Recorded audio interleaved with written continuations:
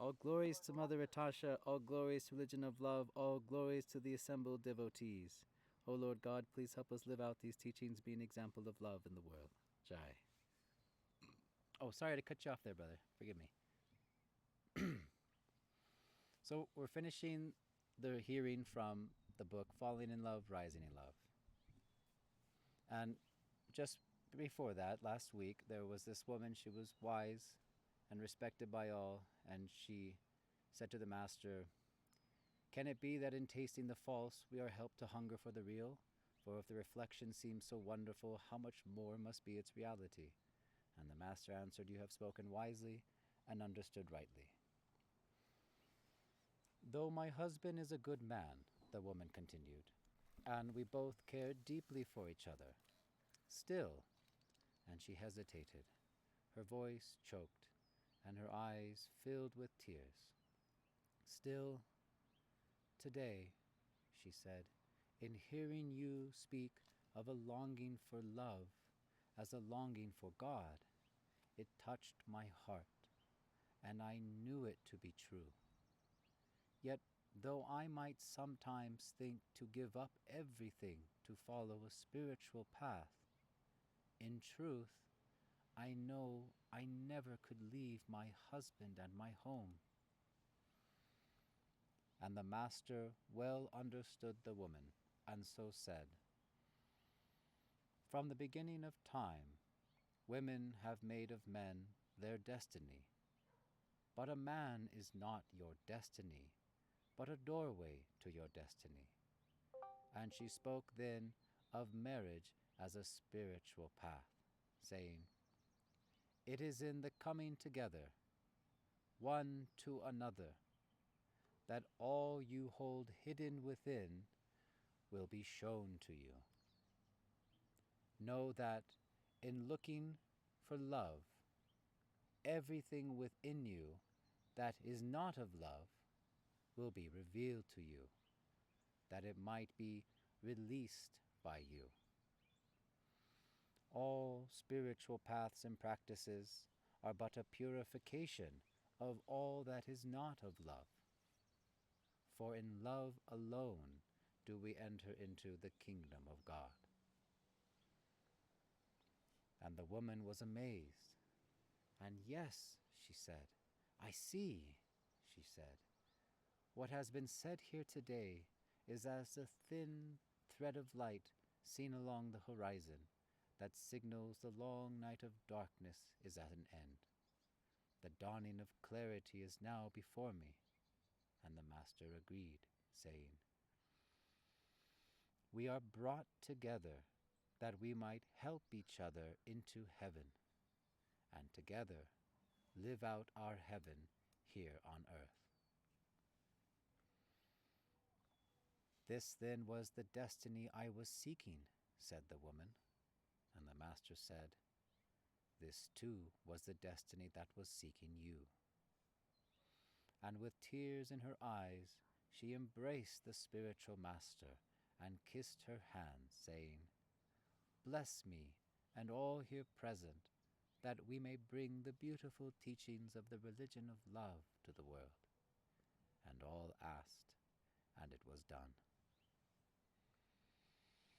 Then said the Master, "Stay a while with me, that you might know more." And she told this tale to give them greater understanding, starting, "It was on a dark night, no moon nor stars to be seen, that a man was out alone, trying to find his way back home.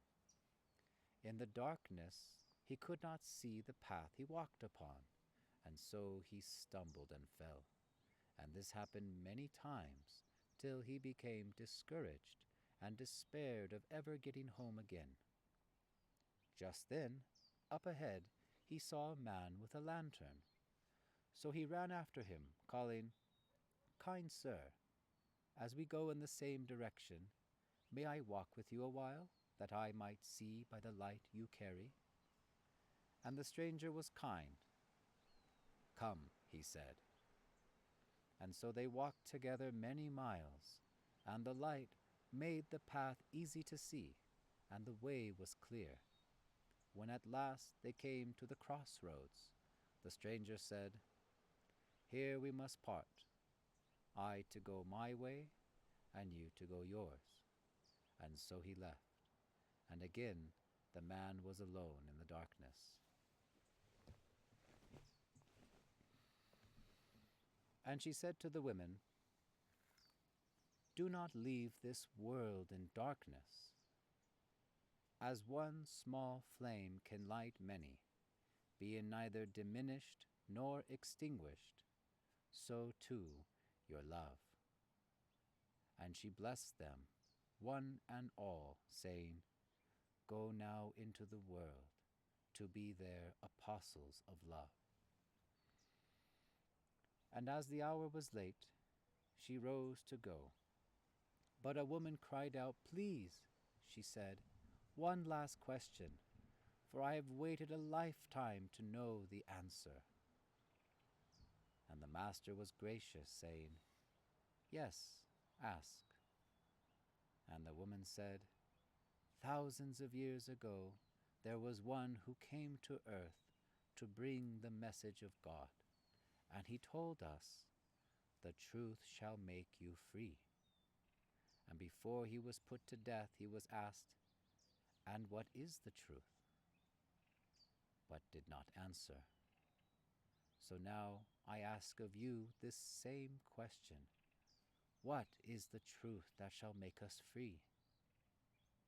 And the master answered her, saying, "Love. Love is the truth that shall make you free." Jai.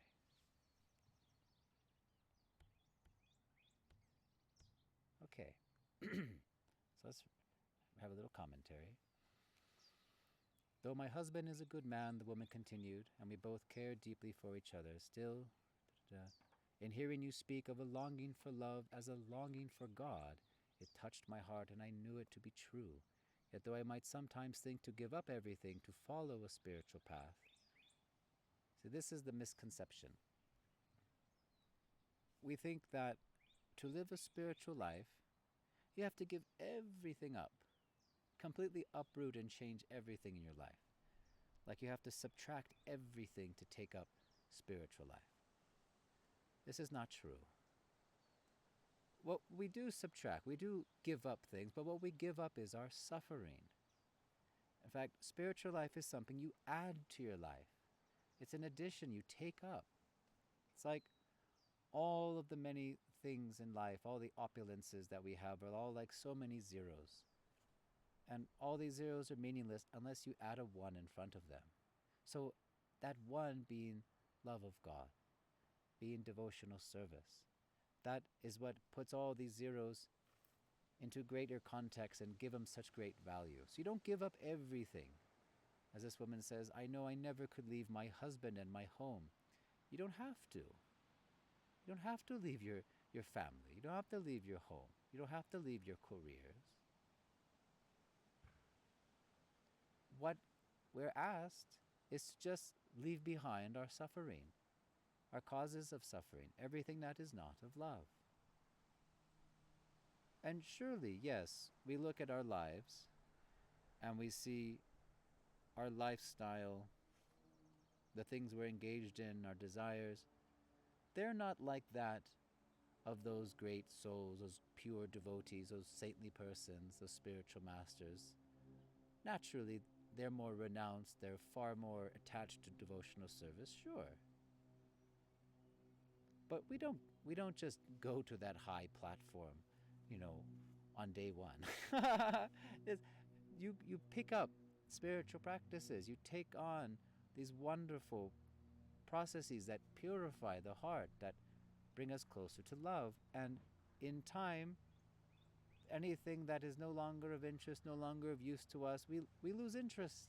It just, fades away like things that, like old habits. It just fall away. So you don't have to give everything up. This is a misconception. You just add something, that something being God. And the master well understood the woman, and so said, "From the beginning of time, women have made of men their destiny. But a man is not your destiny." So This has been the lot of life for most women, most cultures, since time immemorial. And yeah, experiencing some different times these days. It's a much different uh, style, family unit, society. You know, times are progressing and changing, sure. But still, there is the misconception again that a woman's destiny is just, get married, have the kids, be a housewife, and that's it. Nothing beyond that. I think that just to get married, that's my destiny. Find the Prince Charming.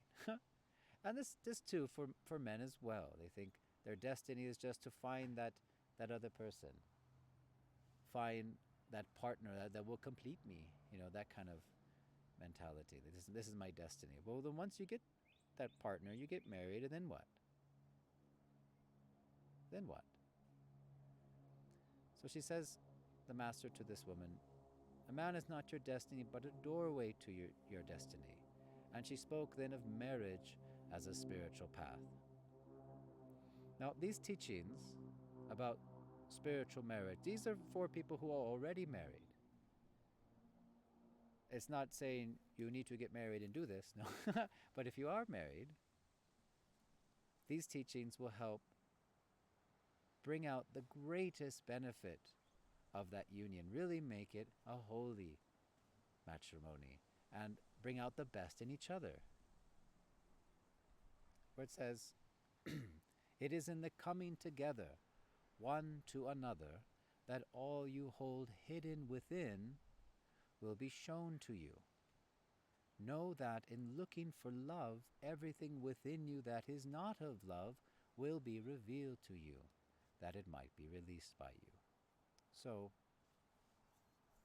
it's also said in the books, in the peace book, by ourselves we cannot know ourselves, but by the grace of God there will be those who will be sent to test and try us and show to us the things hidden within.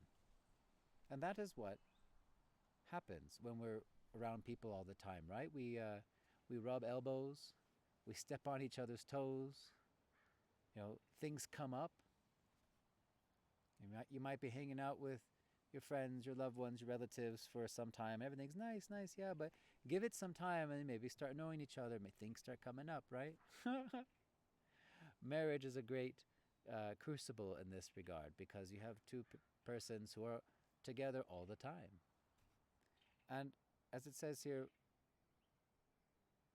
coming together so that what is hidden within will be shown to you. And I've given the example of the holy man who lived in a cave and everyone thought he was so wonderful, and he thought he was wonderful too, as I'm so renounced, I'm so peaceful, I'm so enlightened, right? But then when he went down one day, and on a rare occasion he went into the city or marketplace or whatever, and he bumps into someone accidentally, and he took great offense to how dare you, and he got all angry. He didn't realize he had that much anger in him. He thought he was all that in a bag of chips. He thought he was great. But coming together, rubbing elbows, you realize, oh, I didn't realize I had that much anger. I didn't realize I had that much fear or anxiety or grief, etc., etc. So when we're together with other people, these things that we thought hidden or unaware of, they come up. They do. We step on each other's toes, so things come up. And we blame the other person. We say, oh, you make me feel this way. Oh, you're the one pushing my buttons, etc. But they're not. They're not making us feel anything. Those feelings are already there. Those dark things, those painful things inside us are already there. They're just the stimuli, the external, stimuli that brings up what was hidden. And why do they come up? Well, know that in looking for love, everything within you that is not of love will be revealed to you, that it might be released by you. So, by the grace of God, if we are looking for love, we're looking for God, we want to be love. We want to be purified. We want to be free of all suffering. Well, all of that suffering, all that pain, all those dirty things that are not of love, all that illusion, ignorance, by the grace of God, will be revealed. And it's not always a pleasant experience, of course. You know, a friend on Discord the other day said, I'm ready for it. I know I must go through lots of pain for this spiritual process. And I told him, no, the spiritual process is quite lovely. The thing that's not such a great experience is when we're letting go of that pain. And that's something we'll have to do. It's like being shot with an arrow. Ow, it hurts, right? And you leave the arrow inside because you're afraid of the pain to remove it. But you have to remove it in order for that to finally heal that wound. But when the arrow comes out, it's very painful. And in our minds, we have lots of arrows, lots of wounds that we have been carrying with us for so long that we try to pretend it's not there. We got all these arrows sticking out of us. And we just learn to adapt, make them part of us, right? But we're not meant to hold on to these painful things. We have to release them so that the real healing can begin. And that's what happens in spiritual life. When you take up regular chanting of the holy names of God, when you're regularly hearing the message of God, remembering God, engaged in devotional service, having all this great spiritual association, this is what happens. I used the example before, as Mother Atasha taught, chanting the holy names of God is like taking a large rod to a nice, cool, and clear pool of water in the forest. Everything looks nice, seems fine, but as soon as you take that rod in there and start churning, all the muck comes up and the water becomes very dirty. So all these things come up, but they come up so that they can be released. You might think, well, I'm getting worse. I thought I'd be getting better in spiritual life. And yes, it does get a little worse before it gets better. But that's part of the healing process. And the greater pain that we experience is in our minds. It's not in our bodies, although bodily pains do afflict us a lot. So know that when you look for love, everything not of love will be revealed so it can be released. And all spiritual paths and practices, all of them, given by God, mind you. See, all practices given by God. Now, we don't just make something up and say, ooh, this is spiritual. No, the practices that God gives us, naturally. We don't concoct things, we don't mentally speculate, but whatever is revealed unto us through God and His messengers, all of them are but a purification of all that is not of love. That's all they do. They clean. Chanting, hearing, remembering, worship, prayer. These are all like different brands of soap. Do I go with this type of soap or bar soap, liquid soap? They all just clean if you use them. We get hung up on like, well, they're chanting this name of God, or we chant this name of God. It doesn't matter. Just do it. Use it. And it cleanses our heart and mind of everything not of love. Or essentially everything not of our natural state, our spiritual original state of the soul, which is eternal, blissful, and full of knowledge. And all illusion, all matter, all the painful things of the mind, these are the things that get purified away through these purifying practices by walking the path made straight. And that's what we're all meant to do. For in love alone do we enter into the kingdom of God. So if you want to know what's the criteria to enter God's kingdom, what type of documentation, what type of passport I need, well, there you go. There's the requirement. You have to rid yourself of everything not of love till only love remains inside of you, till you are once again in your natural state of love, of loving service. And the woman was amazed and said, yes, what has been said here today is as the thin thread of light seen along the horizon that signals a long night of darkness is at an end. The dawning of clarity is now before me. Oh, I see I missed a quotation mark here. Whoops. Note that down, please. Page 120. Missing a quotation mark after me.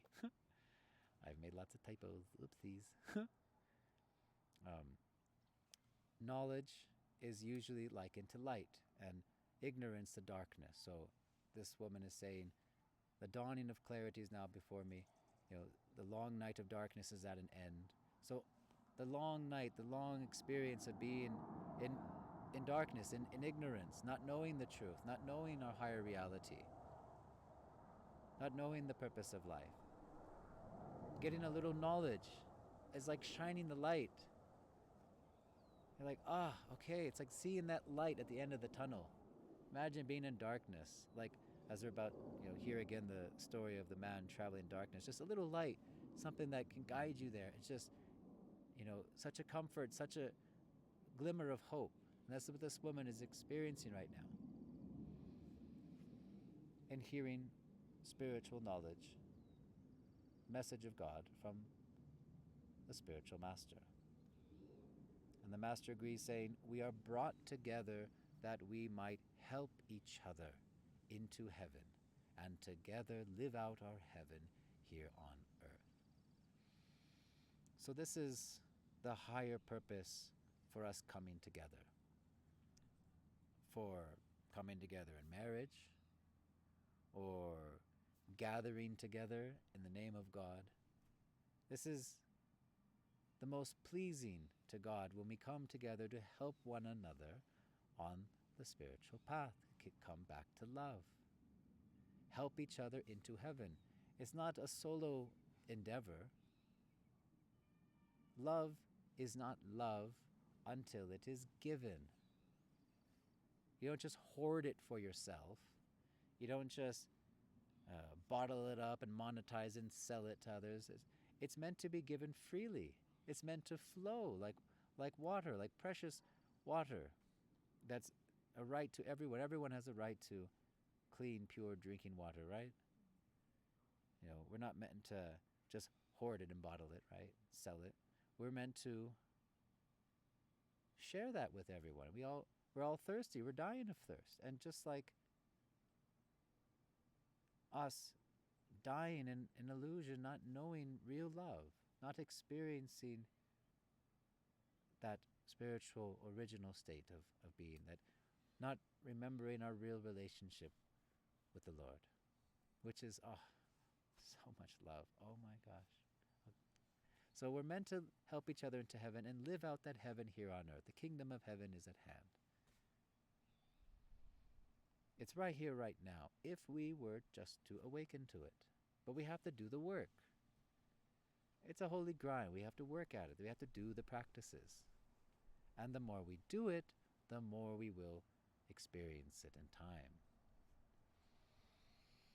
This then was the destiny I was seeking, said the woman. And the master said, this too was the destiny that was seeking you.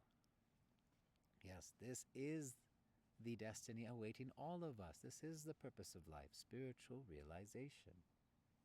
This is the destiny that God hopes for all of us. He wants all of us to come home to Him in love. He wants all of us to be free from suffering. We first have to desire it. And if we take one step to God, He takes 1,000 steps to us. He will help us. And with tears in her eyes, she embraced the spiritual master and kissed her hand, saying, bless me and all here present, that we may bring the beautiful teachings of the religion of love to the world. Yes, it's meant to be shared. And that's actually beneficial to us. The more you share, you give love, you give spiritual knowledge, you give help on the spiritual path, the more you gain, the more you benefit. In the material world, 1 or 2 minus 1 is 1. Well, in the spiritual, 2 minus 1 is 2. There is no loss. There's no diminution. In fact, it keeps growing.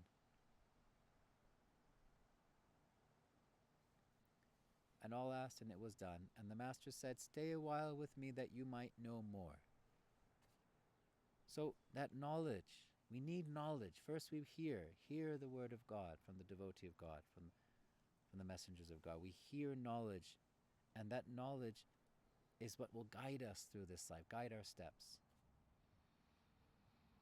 It's like if you were going on a big hiking trek through the bush, way out in the wilderness. The more knowledge that you had,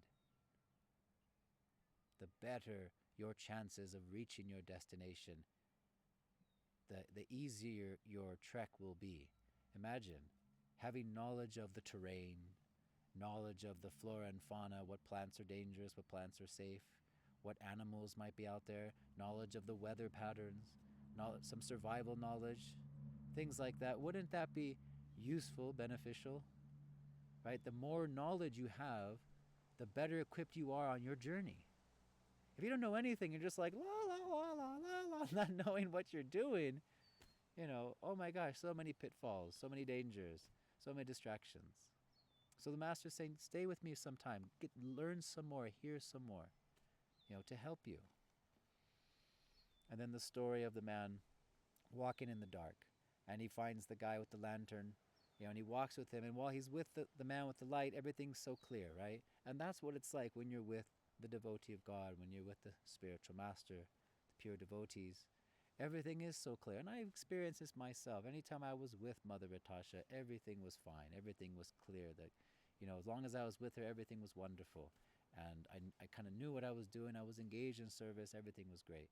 But when we were alone, time to part, I couldn't be with her always. She'd travel off to this country. I had to go, work, make money. I'm, broke. So we just have to separate. And then comes the challenging part, left in darkness, because we saw by their light. But we take some of that light with us in the form of their instructions, with their knowledge. And we try to learn and hear more and more, as we're all doing together right now, to make the path easier for us. As they say, knowledge is power. Well, the more we learn, and really, it's not even like we're putting new knowledge into ourselves. That actually all spiritual knowledge is already in the heart. We just uncover it. You see, these teachings are just a reminder to what we forgot, and then we practice, and purify, and then these teachings, this knowledge, becomes manifest in the heart. Then we experience like, okay, yeah, of course, yeah. It becomes a part of you because it always was. So the master says to the women, do not leave this world in darkness. Do not, at the end of your life, leave in ignorance and illusion, not knowing what the purpose of light was. Don't leave this lifetime still lost in the darkness.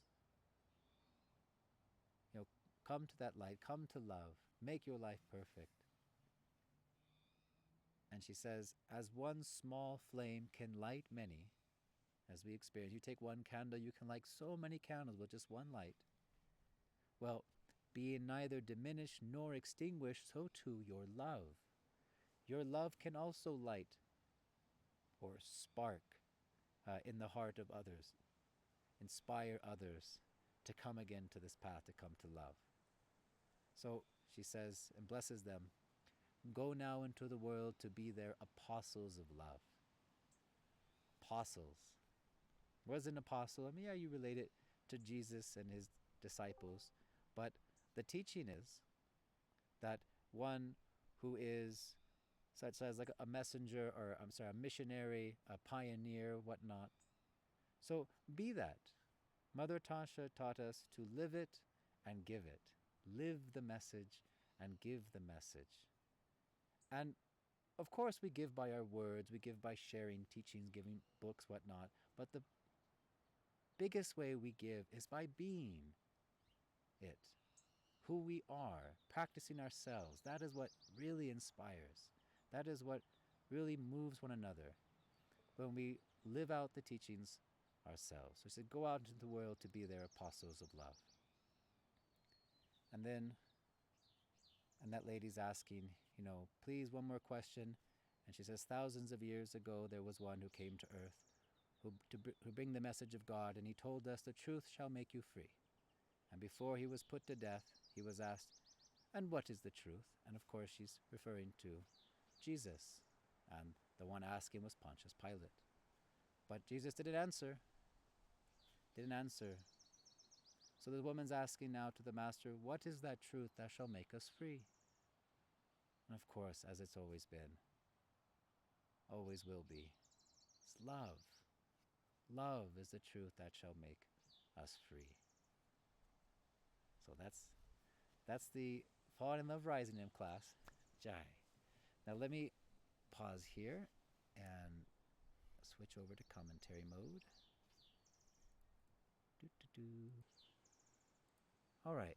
Does anyone have any questions related to today's class?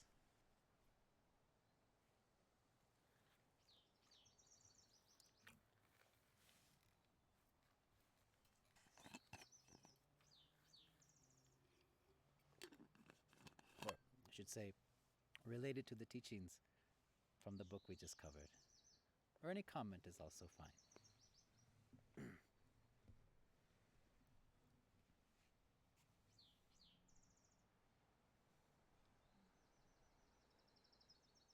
Or any spiritual question. The floor is open. And welcome, new friend.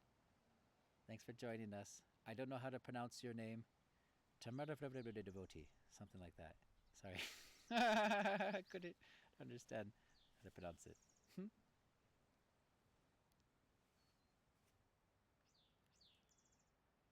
you. Glad to be here. Oh, you're welcome. What do I call you, brother? You can call me Yuri. Yuri. Pleasure, Hassan. Yeah, pleasure. Great. Good to meet you. Likewise. So, Thank you. everybody good. What's that? Quick question. Yeah. It mentioned, it takes interaction with other people to kind of know where to improve.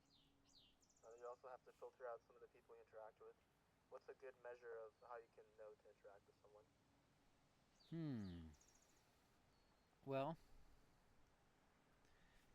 the funny thing is, yes, by the grace of God, there will be those who are sent to test and try us. Yes, that doesn't mean you go looking for tests and trials. No, they're gonna come. Don't worry. This world's got plenty of them, plenty. The illusory energy's got lots of ammunition. Don't worry. But yes, we do have to be mindful of our association because, as the teaching is, all association has an effect. And we have to be very mindful because whatever we and whoever we associate with, that will influence our consciousness. And it can be a positive influence, it could be a negative influence, it could be a mundane influence, it could be a nice spiritual, uplifting, inspirational influence, etc. So, as devotees of God, our mindset is to, as much as possible, surround ourselves with good, spiritual, inspiring association. Mother Tasha, she said that, we should try as much as possible surround ourselves with those who are even better than us, who really bring out the best in us, who are wiser than us, but more qualities than us, more advanced than us, if possible. We want to be around those who bring out the best in us. And I like the example of, if you're playing street ball, some basketball, and you're playing with just little, punk kids, and you're all tall and you're dunking on them, you don't really get better, do you? It's not that great. But when you're playing with those who are hustling, who are talented, like, oh crap, I got to step up my game, in a sense. Bring out the best in ourselves.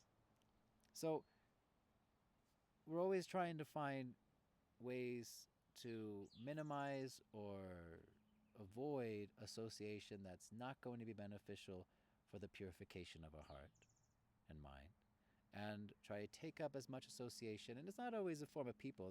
Devotees are rare and few and far between, seriously.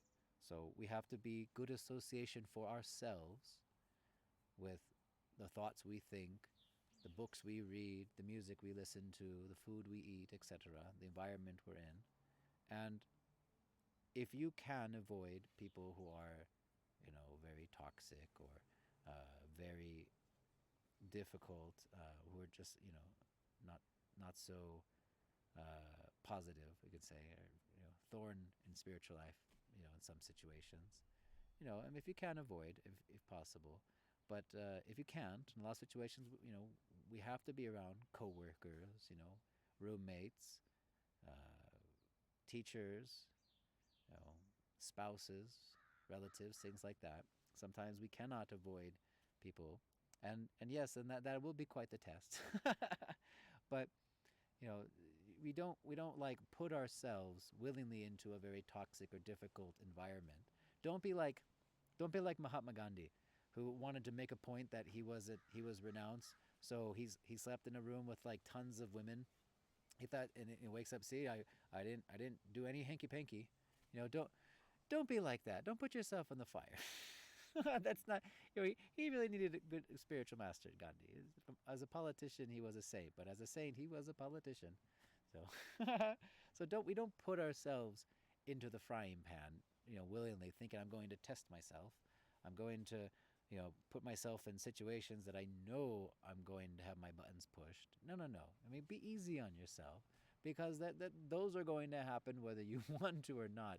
Just by seeking this path, by seeking God. Oh, believe me, you're going to be tested. Believe me, things are going to come up with the right time when you're ready to let Him go. If you're mindful and have the desire to release them, and have the intelligence, have the knowledge that our feelings or pains are not coming from outside, our feelings are coming from inside. And don't blame other people for how we feel. Yes, there may be people that do suck, who are rude, who are cruel, who are annoying, who are disturbing. Sure, uh, we don't seek them out. They'll find us, surely. um, but when those occurrences happen, do not do as the world does and blame outside, but look inside. And those are those tests that come up. So, so to answer your question, what is the balance you must find? Well, the balance should always be to your capacity.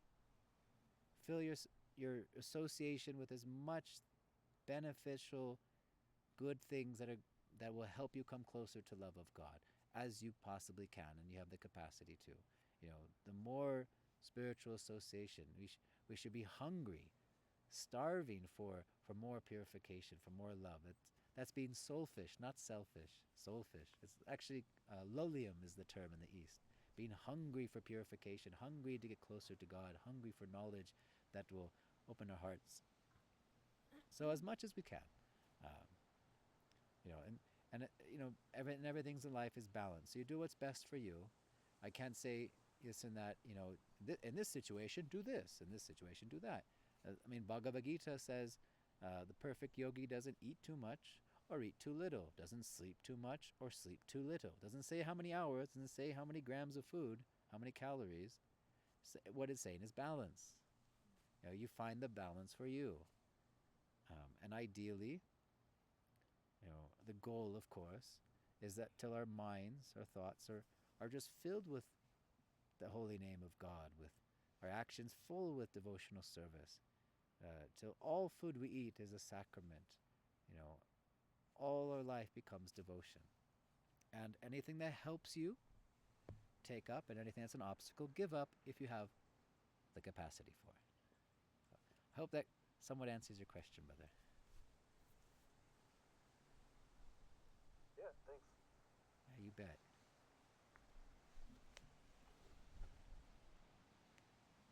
Anyone else have a question or comment?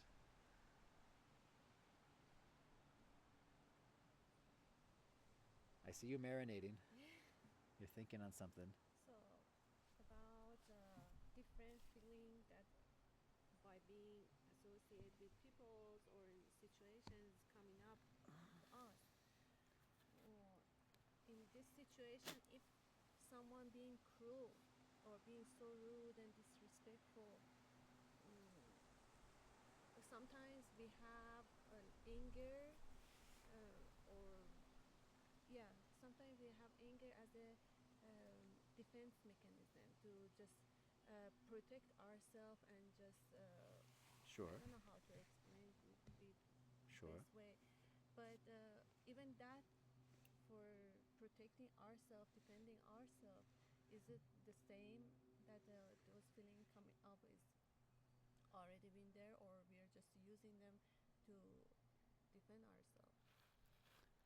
If you didn't hear, my wife was saying that some people have like a built-in defense mechanism because they've been hurt in the past, that they might display anger as a form of protecting themselves. You say like the defense mechanism. You're saying, and you're asking if that anger coming up is stuff from the past, or is that a necessary tool for that moment for your safety? Yeah, but for example, this anger, it can be in everyone. And is it necessarily means that everyone has the anger, or does a natural, as a human body, has this, for example, anger to in some point they use it as a defending themselves or protecting themselves?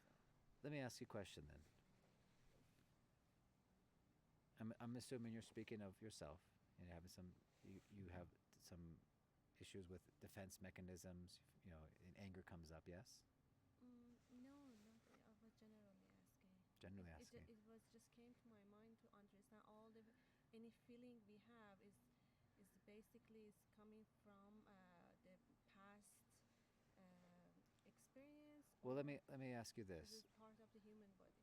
Okay, well, generally asking, hypothetically, let's say, wink, wink. Hmm. You know, if this came up in a person, what do you think their experience is like when that anger, that defense mechanism is triggered? What do you think their experience Well, is? anger by itself is not good at all.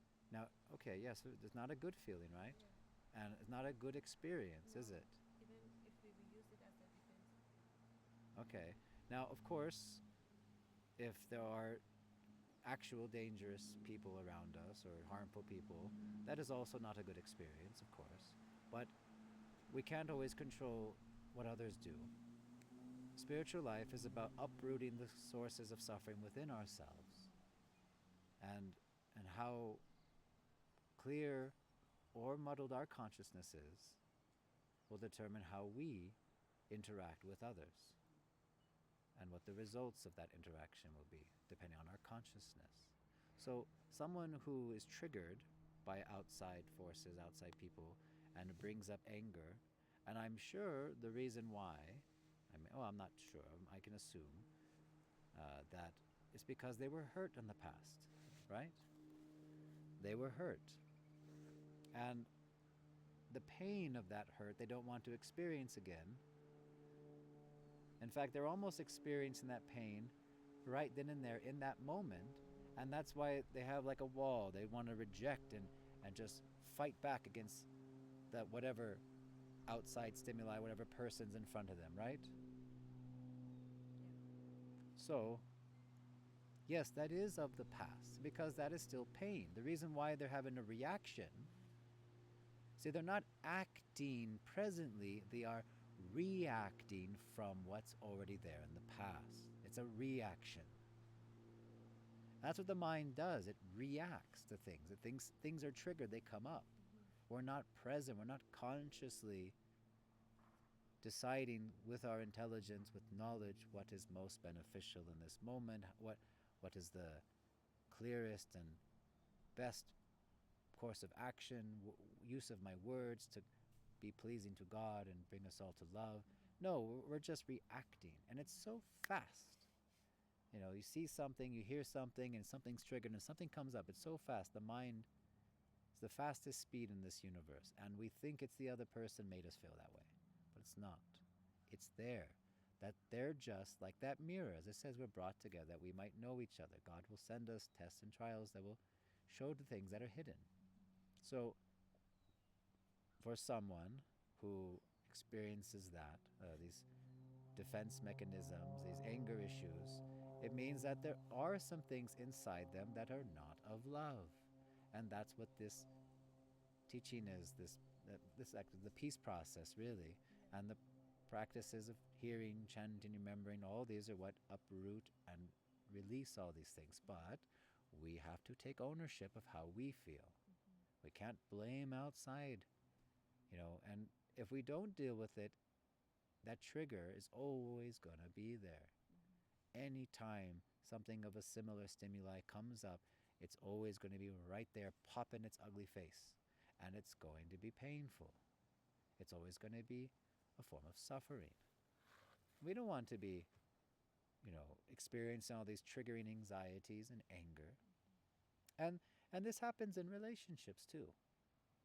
So, if people are in a relationship and you're always together, are things come up. So, and this happens in a lot of relationships. So people get together, they're married, or they have long-term boyfriend, girlfriend.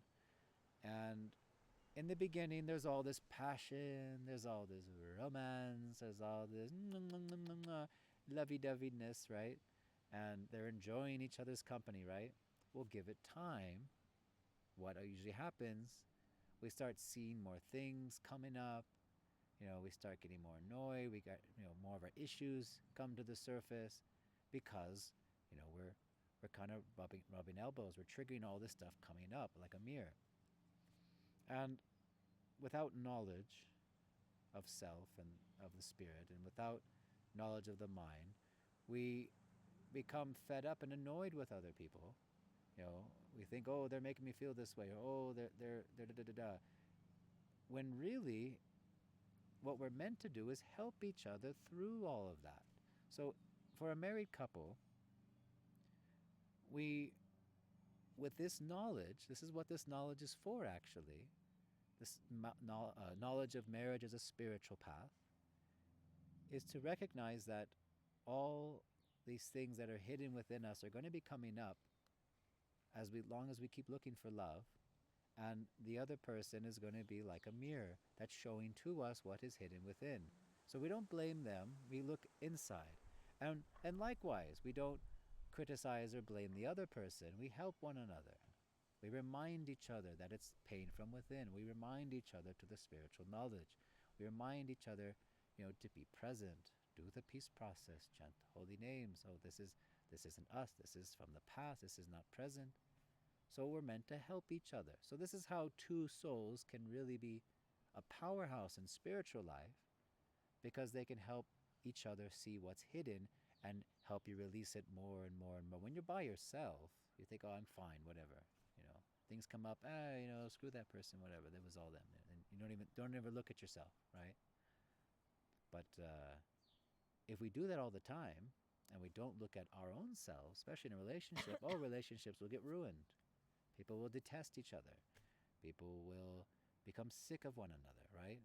In fact, a lot of marriages get really bitter. They really hate each other at the end. Oh, divorce courts, that is a nasty place to be. That is not good association. Oh my gosh. So, all our pain, as the teaching is, all our pain, the pain of anger, the pain of fear, the pain of anxiety, the pain of grief, all this pain is from the past. It's not present. It's all of the mind. The mind is not in the present. The mind is only operating in the past. Like a computer. It's a storehouse. It's whatever data is in there that you put into it, what's stored there, that's what it operates on. And it's always like there's always some lag. It's never like live. Like right now we're on Discord, we're streaming, right? It's never 100% live. In fact, what happened just now and now was already in the past, and now it's part of the memory. But it's not like present, the mind. Only in our natural state of being, when the mind is essentially put away, turned off, if you can imagine, then you get in that present moment. And there is no fear, there's no anxiety, you're not in the mind. All that suffering, all the ignorance is from the mind. And that's where, basically, that's where the front lines are in spiritual life. That's where we do war and battle within ourselves, is in the mind.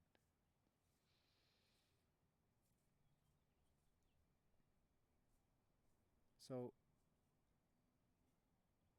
the anger, the defense mechanisms, the traumas, it's all from the past. All of it. All of it we're holding on to. Let go of all of that, and then when you're free of all that suffering, then you're just present. Then you're just in this moment right now. And then you're not reacting from the past to what's happening around you. No, you're acting consciously in the present moment. And you can act out of love, out of your natural state. So we don't shoot the messenger. It's why in the peace process, at the end we say one loving true thought about ourselves and to the other person or thing that brought the feeling up. That's what we normally do. Does that answer your question? Yes, thank you. Okay, you bet.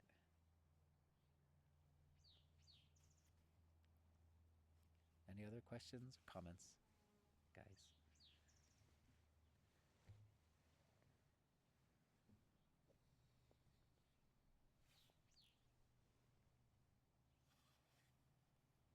All good?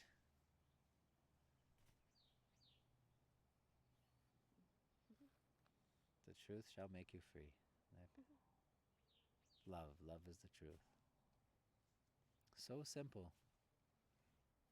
So simple, yet so deep, so profound, if actually applied.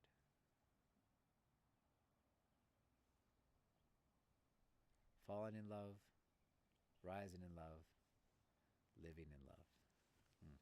Wonderful book. Right, I guess we'll close there then. Good once, good twice. Okay. Jai Shmother Tasha, Jai Prem Dharmo, Jai Bhaktivinoda. Sorry. English, sorry. All glories to Mother Atasha, all glories to religion of love, all glories to the assembled devotees. Jai.